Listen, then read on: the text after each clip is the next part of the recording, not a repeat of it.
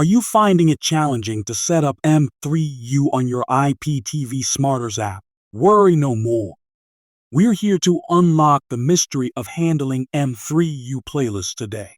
First, let's dive straight into downloading the IPTV Smarters Pro application. Once downloaded, open the app and head to the Add Users section. Now, choose to load your playlist or file URL. This is where the magic starts. Enter your m3u URL accurately. Be sure to triple check for easy streaming setup.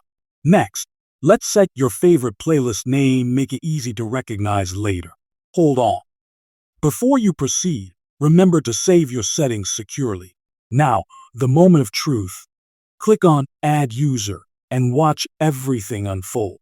Explore the newly added playlist on IPTV Smarters with excitement and ease. Just like that, you've entered a world of limitless streaming content. And remember, for the best streaming experience, 2TV.store never disappoints. Stream high-quality channels and content effortlessly only at 2TV.store. So, get started today and say goodbye to any IPTV setup troubles. Subscribe and like for more insightful guides. Your ultimate IPTV journey awaits. Until next time, happy streaming with your newly discovered skills.